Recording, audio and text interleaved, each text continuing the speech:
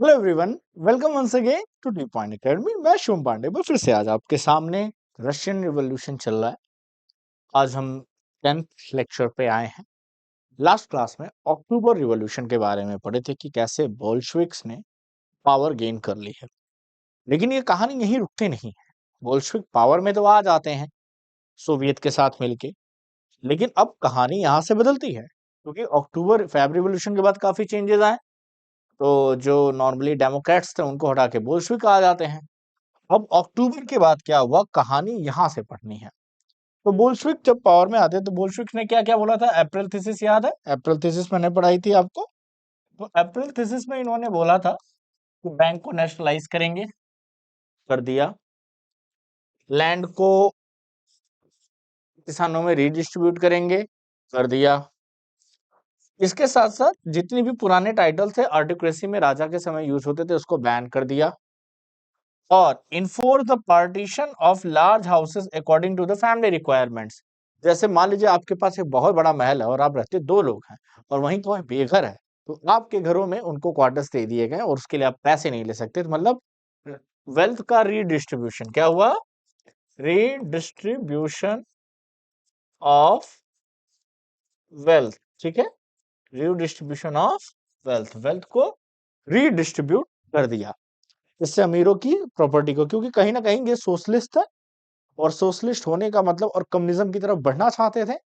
तो सोशलिस्ट में और कम्युनिस्ट में एक सिंपल सा फर्क होता है, दोनों एक ही बात करते हैं। बट अगर आप रियल कम्युनिस्ट की बात करते हैं तो वहां कोई गवर्नमेंट नहीं होगी, जो कि पॉसिबल ही नहीं है कि बिना गवर्नमेंट के। और वही सोशलिस्ट कम्युनिज्म की तरफ बढ़ते हुए हैं, लेकिन एकदम पीक पे नहीं है। यहाँ गवर्नमेंट होती है जो सब कुछ कंट्रोल करती है, एक सेंट्रल गवर्नमेंट होगी जो सब कुछ कंट्रोल करेगी, सब कुछ डिस्ट्रीब्यूट करेगी, सारे डिसीजन लेगी। और वहीं कम्युनिज्म में कोई गवर्नमेंट की जरूरत ही नहीं है, सब कुछ कलेक्टिवली होगा, सब आपस में बांट लेंगे। जब कोई सुपरवाइज नहीं करेगा, गवर्नमेंट नहीं होगा, तो पब्लिक आपस में लड़के मर जाएगी, नो करेंसी एंड ऑल। तो रियल कम्युनिज्म पॉसिबल नहीं है, बट उसकी विचारधारा से प्रभावित होगी, इसीलिए इसको लेनिन का कम्युनिज्म कहा जाता है, याद रखिएगा। और क्या किया उन्होंने इसके अलावा? नई यूनिफॉर्म को डिजाइन किया गया आर्मी और ऑफिशियल्स के लिए। 1918 में क्लोथिंग कंपटीशन ऑर्गेनाइज किया गया और उसमें इस सोवियत हैट को सेलेक्ट किया गया, तो ये हैट पहचान बनी सोवियत हैट की, ठीक है। बोल्शेविक पार्टी को रीनेम करके द रशियन कम्युनिस्ट पार्टी, जो कि पहले ही लेनिन ने बोल दिया था कि हम पार्टी का नाम बदल के एक नई रेडिकल सोच देंगे ताकि लोगों को पता चले कि हम किस चीज को फेवर कर रहे हैं। तो उन्होंने कम्युनिस्ट पार्टी की, अब हम कम्युनिज्म की तरफ जा रहे हैं, हम डेमोक्रेसी से आगे बढ़ेंगे। हम क्या करेंगे? डेमोक्रेसी से आगे बढ़ेंगे, हम मल्टी पार्टी सिस्टम से थोड़ा आगे बढ़ेंगे और मैक्सिमम चीजें हम ही कंट्रोल करेंगे। मेजर सेटबैक्स, लेकिन ऐसा नहीं कि सब कुछ सक्सेसफुल होता है। तो बोल्शेविक को सेटबैक क्या मिला? नवंबर 17 में बोल्शेविक्स ने कॉन्स्टिट्यूशन असेंबली में इलेक्शन कंडक्ट किए, बट इलेक्शन कंडक्ट नहीं कर पाए, फेल हो गए, खुद ही हारने लगे। तो ये तो दिक्कत हो गई। तो लेकिन पावर में थे तो उसको रिजेक्ट कर दिया। जनवरी 1918 में इन्होंने क्या किया? The assembly rejected Bolshevik measures and Lenin dismiss the assembly. जब बोल्शेविक्स ने जो भी आइडियोलॉजी रखी, असेंबली के मेंबर्स ने उसको रिजेक्ट कर दिया, तो लेनिन ने कहा असेंबली ही नहीं चाहिए जो मेरी बात ना माने, उसको हटा दिया। मार्च में क्या हुआ? डिस्पाइट अपोजिशन बोल्शेविक ने, जैसे कि वर्ल्ड वॉर 1 एंड करने की बात बोल्शेविक हमेशा कहते थे, तो कई लोग कह रहे थे कि वॉर को कंटिन्यू रखो, लेकिन फिर भी बोल्शेविक ने जर्मनी से ट्रीटी कर ली। 1918 में वर्ल्ड वॉर एंड होता है, 1918 में ही। तो 1918 में ही रशिया ने जर्मनी से ट्रीटी कर ली कि नो मोर वॉर, बात खत्म। और इसका अपोज किया था कई लोगों ने कि नहीं वॉर को कंटिन्यू रखे, लेकिन उन्होंने बोला नो मोर वॉर। तो ये कुछ ऐसे सेटबैक्स थे जो बोल्शेविक्स ने किए। और जैसे कि इलेक्शन सही हुआ नहीं और असेंबली का विरोध हुआ, लेनिन ने कहा कुछ नहीं, रशिया एक वन पार्टी स्टेट है, एक ही पार्टी है, वही कम्युनिस्ट पार्टी ऑफ रशिया, बात खत्म, इसी को वोट देना है, इसी के मेंबर रहेंगे और कोई पार्टी होगी नहीं, भाड़ में जाओ, नहीं कराना डेमोक्रेटिक इलेक्शन।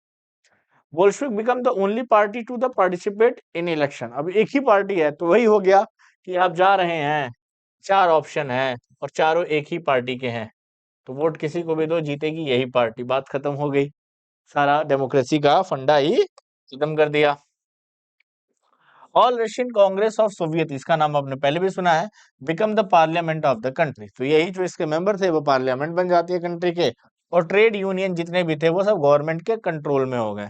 सारी बिजनेस को क्या कर लिया? गवर्नमेंट ने कंट्रोल कर लिया। कम्युनिज्म इसी की तो बात करता है। जब आप सोशलिस्ट गवर्नमेंट की बात करते हैं तो सोशलिस्ट गवर्नमेंट कहती क्या है कि सब कुछ किसके अंदर होना चाहिए? गवर्नमेंट के अंदर होना चाहिए। प्राइवेट प्रॉपर्टी जैसी चीजें एग्जिस्ट नहीं करनी चाहिए, लेकिन there is always a consequences your action. जो भी एक्शन आप लेंगे, जैसे अगर आप इसको धक्का देंगे तो आप भी तो नीचे गिरेंगे, और जब इस तरह के डिसीजन लिए तो बोल्शेविक को इसके कॉन्सिक्वेंसेज भुगतने पड़े। क्या हुआ, जब सिंगल पार्टी सिस्टम आ गया तो जो भी सपोर्टर्स थे उनको क्या कॉन्सिक्वेंसेज मिले, सिंगल पार्टी सिस्टम के कारण lack of individual freedom. Single party एक तरह की डिक्टेटर हो गई, वो क्या हो गई, एक तरह की डिक्टेटर की तरह वर्क करेगी, और इसमें आप क्या कर सकते हैं, यू कांट डू एनीथिंग। आपकी सब पर्सनल फ्रीडम चाइना में जैसे कैप्चर की जाती है, वैसे रशिया में, पहले रशिया से शुरुआत हुई। The secret police called Cheka later OGPU naked, इन्होंने उन सभी को पनिश किया जो बोल्शेविक की बुराई करते हैं, मतलब क्रिटिसिज्म पे बैन लगा दिया, क्रिटिसिज्म पे बैन लगा दिया, अब सरकार की बुराई नहीं कर सकते हैं, बात खत्म, इमेज बता रही है। बहुत से यंग राइटर्स और आर्टिस्ट ने रैली की to the party because it stood for socialism for change. कई लोगों ने तो पार्टी के लिए अच्छी रैली की और लिखा कि हाँ ये तो बहुत अच्छा चेंज ला रही है, बट बहुत सारे डीयूलनाइज हो गए बिकॉज जब उन्होंने पार्टी को ने सेंसरशिप इनकरेज किया कि अब सेंसरशिप नहीं कर सकते, तो कुछ कुछ जो वे पार्टी के बारे में बोलते थे गलत, कुछ खामियां बताते थे, वो सब खत्म हो गया। पार्टी के खिलाफ कोई भी गलत प्रभाव नहीं रख सकते हैं। और अब क्या हुआ, रशिया में हुआ सिविल वॉर। क्या हुआ, सिविल वॉर। सिविल वॉर क्या होता है, जब आपस में जनता देश की लड़ने लगे, ठीक है। व्हेन द बोल्शेविक ने, सबसे बड़ी बात है, रीडिस्ट्रीब्यूशन किया रशिया में, तो आर्मी बिगेन टू ब्रेकअप। जब लैंड का रीडिस्ट्रीब्यूशन हुआ तो आर्मी ब्रेकअप में आ गए, बट गए, क्यों, क्योंकि ऑलरेडी वर्ल्ड वॉर खत्म हो गया। तो जो सैनिक लड़ते लड़ते थक गए थे, जब लैंड रीडिस्ट्रीब्यूशन का आया तो सोचे कि हम घर जाके खेती करेंगे लैंड पे अपने, क्योंकि थे तो वो farmer.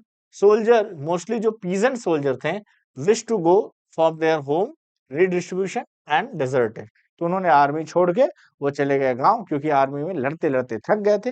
Now they want some rest and they want to do agriculture. Non Bolshevik socialist, ऐसे लोग जो नॉन बोल्शेविक थे, बोल्शेविक को सपोर्ट नहीं करते थे, प्लस जो लिबरल्स थे, क्योंकि लिबरल्स की प्राइवेट प्रॉपर्टी थी, एंड ऑटोक्रेसी के जो सपोर्टर थे, जो राजा की रूल में बिलीव करते थे, उन्होंने बोल्शेविक के खिलाफ आवाज उठाई। उन्होंने कहा now it's time to crush the Bolsheviks.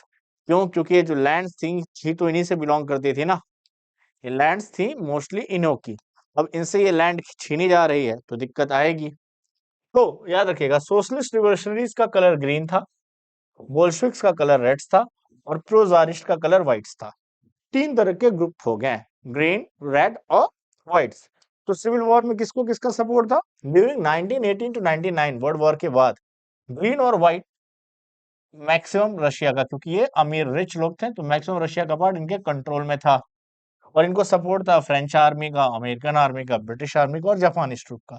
क्यों, क्योंकि ये सभी कैपिटलिस्ट थे, ये सारे क्या थे, कैपिटलिस्ट थे। तो इनको ये था कि अगर रशिया में सोशलिज्म आ गया तो मैक्सिमम ईस्ट यूरोप के, रशियन एम्पायर बड़ा है, तो जो ईस्ट यूरोप है वो सोशलिस्ट हो जाएगा। तो कैपिटलिस्ट इकोनॉमी को जगह कैसे मिलेगी, क्योंकि कैपिटलिस्ट इकोनॉमी क्या होती है, आप क्या जाके फैक्ट्री लगाएगी, आपके मजदूरों से काम कराएगी, खूब पैसा बनाएगी आप ही के देश से, और आपको कुछ दे देगी। तो कैपिटलिस्ट इकोनॉमी बूम ही नहीं करेगी, एक अलग आइडियोलॉजी आ जाएगी, दुनिया सोशलिज्म की तरफ बढ़ जाएगी, तो हमारा क्या होगा, बड़े बड़े बिजनेसमैनों का क्या होगा। Reason because all these forces were worried to the growth of socialism in Russia. Russia मतलब पूरा east Europe as well as Central Asia, as well as Central Asia. तो इससे ये बहुत ज्यादा डर गए, तो इनको लगा कि अगर हम इस सोशलिस्ट का, ग्रीन और व्हाइट्स का सपोर्ट करते हैं और रशिया में ये वॉर जीत जाते हैं, तो फिर से एक न्यू गवर्नमेंट का फॉर्मेशन होगा, जो कि होगी थोड़ी सी डेमोक्रेटिक और प्रो कैपिटलिस्ट होगी। क्या होगी, प्रो कैपिटलिस्ट होगी, कैपिटलिज्म को बढ़ावा देगी, और इससे हमारी चीजें आसान रहेंगी। यहाँ पे यह हाल हुआ, troops versus Bolshevik. As the troops and Bolshevik fought a civil war, looting, जब आपस में सिविल वॉर लड़ रहे हैं बोल्शेविक की सेना, रेड आर्मी और व्हाइट आर्मी, तो ये बहुत तय था कि लूटना, बैंडिट होना और भुखमरी और फैमाइन आना आम बात है, क्योंकि सिविल वॉर में देश की ही प्रॉपर्टी का नुकसान होता है, और वही रशिया में हो रहा था। मेजर सेटबैक, लेकिन नॉन बोल्शेविक्स का सपोर्ट कम कैसे हुआ, हुआ क्या, नॉन बोल्शेविक कौन थे, जिनकी लैंड थी, ओनर थे, प्रॉपर्टीज थे, तो उन्होंने क्या किया, supporters of private property among whites, specially जो व्हाइट्स थे, ऑटोक्रेसी वाले थे, उन्होंने इतने हार्श, बहुत ज्यादा हार्श स्टेप्स लिए पीजेंट्स के खिलाफ, जिन्होंने उनकी लैंड पे अपनी खेती करना शुरू की थी, उनको मारा, जलाया। इससे क्या हुआ, पॉपुलर सपोर्ट गिर गया। Such action has lost the popular support. तो ये कंफर्म हो गया कि भाई बोल्शेविक्स ही अच्छे हैं, ये तो नॉन बोल्शेविक आएंगे तो बहुत मार मारेंगे हमें, जो चीजें बदल गई हैं नॉन बोल्शेविक आके सब कुछ खत्म कर देंगे। तो पीजेंट्स का सपोर्ट बोल्शेविक की तरफ झुक गया, ठीक है। और फाइनली बाई जनवरी 1920 में रेड आर्मी जीत जाती है, रेड आर्मी जीत जाती है। Bolshevik control most of the former, पुराना जो रशियन एम्पायर जितना बड़ा था उसका हिस्सा कंट्रोल करते हैं। Succeeded due to the corporation with the, और क्यों सक्सेस हुए? क्योंकि जो नॉन रशियन, जो रशिया के बाहर ऐसे थे जो नेशनलिस्ट थे, प्लस मुस्लिम जद्दाइश, जो मुस्लिम में रिफॉर्म आ रहा था, जद्दाइश पहले भी बोल्शेविक को सपोर्ट करते हैं 1917 में भी, तो उनके सपोर्ट से जो रशियन एम्पायर का आउटर हिस्सा था उसको जीतने में इनका बहुत ज्यादा फायदा मिला, और सारे कैपिटलिस्ट को, ऑटोक्रेटिस्ट को और रेडिकल्स को उठा के बाहर फेंक दिया रशिया में, और आगे बोल्शेविक की गवर्नमेंट। ओके, लेकिन ये कॉपरेशन तब नहीं वर्क करता where Russian colonies themselves turn to the Bolshevik, जहां रशियन कॉलोनीज मतलब रशिया ने भी कई जगह कॉलोनीज बनाई थी, ठीक है, कुछ कॉलोनीज थी उसकी, वो अपने आप को बोल्शेविक मानने लगे। लेकिन क्या है, क्या आइडियोलॉजी है, उस आइडियोलॉजी को वो समझ नहीं पाए थे। बस बोल्शेविक नाम सुना तो बीइंग द बोल्शेविक और जितने भी ऑटोक्रेटिस्ट है, नेशनलिस्ट है, उनको मार दो, ऐसा उनके माइंड में आया। तो वो आइडियोलॉजी को समझ नहीं पाए कि एक्चुअली पार्टी कहना क्या चाहती है। In Chechnya, central Asia, Bolshevik colonies brutally massacred local nationalist in the name of defending socialism. कि ये जो नेशनलिस्ट हैं, ये कैपिटलिस्ट की बात करते हैं और प्राइवेट प्रॉपर्टी की बात करते हैं, इनको मार दो क्योंकि हम सोशलिस्ट हैं, उसके नाम पे बदला। लेकिन रियलिटी में इनको आइडियोलॉजी पता ही नहीं थी। इस टाइम ऐसा बहुत होता था। In such situation many were confused about what the Bolshevik government represented. Bolshevik government कह क्या रही है, क्या वो मारने की बात करिए नेशनलिस्ट को, या नेशनलिस्ट के साथ है। तो जो आइडिया है वो सही से डिलीवर नहीं हो पाया। जैसे भी रिवोल्यूशन वगैरह होता है, याद रखिएगा, जब भी रिवोल्यूशन होता है ना, तो जो उसका आइडिया होता है, क्लियर मैसेज नहीं पहुंच पाता लोगों तक, क्लियर मैसेज नहीं पहुंच पाता, और इस क्लियर मैसेज ना पहुंच पाने के रीजन से बहुत ज्यादा वायलेंस होता है। कई बार पब्लिक अपने फायदे के लिए अपने हिसाब से उसकी आइडियोलॉजी को सेट करती है। जैसे आप क्लास 10th में पढ़ेंगे नेशनलिज्म इन इंडिया, तो वहां पे पाएंगे कि सभी के लिए अलग अलग मूवमेंट का अलग अलग मीनिंग था, सबके लिए स्वराज का अलग अलग मीनिंग था, लोग अपने हिसाब से उस मीनिंग को समझते थे। अब आता है सबसे बेस्ट पार्ट रशियन रिवोल्यूशन का, जो इम्पैक्ट रहा वो रहा फॉर्मेशन ऑफ यूएसएसआर। ये बहुत बड़ी चीज है USSR, union of Soviet socialist Republic. ये 1992 में जाके ब्रेक हुआ। इसका मतलब आप समझ सकते हैं कि 21st सेंचुरी से पहले 20th सेंचुरी की सबसे स्ट्रांग पावर क्या था? यूएसएसआर, जिसको आप हालांकि रशिया कह देते हैं, बट द स्टेट दैट, ये वो स्टेट एरियाज हैं जो बोल्शेविक क्रिएट करते हैं from the Russian empire in December 1922। तो वर्ल्ड वॉर 2 के टाइम में सबसे बड़ी पावर रशिया निकली। ये देखिए, ये हिस्सों को छोड़ दिया जाए तो जितने भी ये एरियाज हैं, ये इस कलर के, ये देख रहे हैं, ये अलग अलग स्टेट हैं, और ये सब रशियन एम्पायर के अंदर आते हैं। एक it was a Russian empire कह रहा हूँ, यूएसएसआर के अंदर आते हैं। It's a very major territory, मतलब पोलैंड के बॉर्डर तक है रशियन। ये भी पोलैंड का भी इम्पैक्ट यहीं पे है। ये देखिए, यूक्रेन आज जहां से लड़ाई चल रही है, वो कहीं ना कहीं यूएसएसआर का हिस्सा था। ये फिनलैंड, स्वीडन, नॉर्वे, आज ये सब नाटो के पार्ट हैं, और यही सब उसके बॉर्डर पे आते हैं। तो इसके कारण आप समझ सकते हैं कि यूएसएसआर एक बहुत बड़ा, कुछ 22 कंट्रीज का ग्रुप था यार। 22 कंट्रीज मजाक होती हैं। तो सेकेंड वर्ल्ड वॉर में जर्मनी रशिया से क्यों हारा? जर्मनी रशिया से नहीं हारा, जर्मनी हारा यूएसएसआर से, कि जहां पे 22 कंट्रीज की आर्मी मिलकर लड़ेंगी, तुम्हारी औकात है वहां टिकने की। तो बहुत बड़ी गलती थी जर्मनी की कि उसने अंडर एस्टिमेट किया यूएसएसआर को और उस पर अटैक कर दिया, ठीक है। Formation of USSR, most non Russian nationalist were given political autonomy to the Soviet. USSR में जो 22 कंट्रीज आई हैं, उसमें से जितने भी देश थे उनको ऑटोनॉमी दी गई थी। क्या? कि अपने लोकल अफेयर्स को खुद संभाले। ऑटोनॉमी का मतलब होता है कि right to government there self. बस एक हायर अथॉरिटी रहेगी जिसके अंदर आपको यूएसएसआर का हिस्सा बनना है, उसके अपने फायदे और नुकसान होंगे, कुछ कॉमन चीजें चलाई जाएंगी एज ए सोशलिस्ट के नाम पे, और कुछ कॉमन डिसीजन लिए जाएंगे जिसपे सबका असर रहेगा। तो आप देखिए, ये भाई इतना बड़ा एम्पायर, ठीक है। आगे आते हैं। अब इसके कुछ डिसएडवांटेज भी होते हैं हर चीज के। Bolshevik force the local government to follow unpopular. भले उनको दे दिया कि आप यूएसएसआर का हिस्सा हैं, अपनी लोकल गवर्नमेंट खुद चलाइए, लेकिन उन पे जोर जबरदस्ती भी की। क्या?